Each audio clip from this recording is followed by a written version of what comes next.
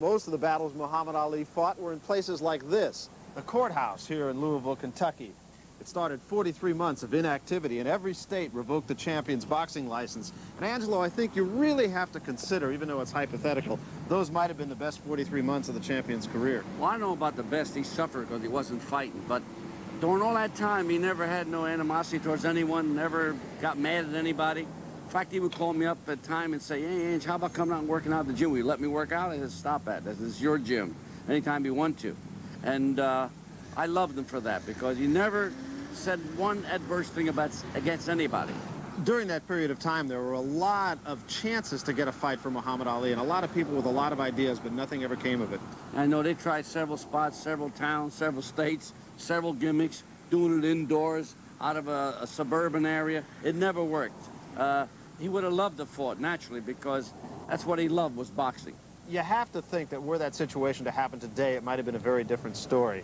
Muhammad Ali might have been a victim of the times. Well, at the end of it, everybody gave him accolades for what he done, for believing what he done. I mean, because he was sincere, he was honest. I always said, heck, I hope I was as great a Catholic as he was a Muslim. So the champion of the people was the prisoner of the people. For 3 years and 8 months, he came up a loser until he got to the Supreme Court, where he scored a unanimous decision.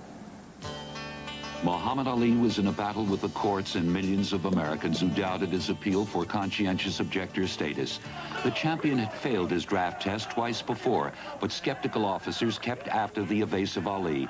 Muhammad received many death threats and a disturbing telegram from ex-champion Gene Tunney, which read, "You have disgraced your title, the American flag, and the principles for which it stands." Now, draft is another thing that's against my religious beliefs. When a registrant refuses this first step, when his name is called, he is quietly removed from the room. He is counseled as to the seriousness of his refusal. He is given the penalties, the maximum legal penalties that this act could result in. Whatever the punishment, whatever the persecution is for standing up for my religious beliefs, even if it means facing machine gun fire that day, I will face it before denouncing Elijah Muhammad and the religion of Islam. I'm ready to die. If he again refuses, we ask him if he would give a statement that he refuses induction. I said that I'm going to be a man. I'm going to fight it legally. If I lose it, I'm just going to jail. As many of you know, these days I'm not boxing. So I accept these college invitations to come out to meet many of you.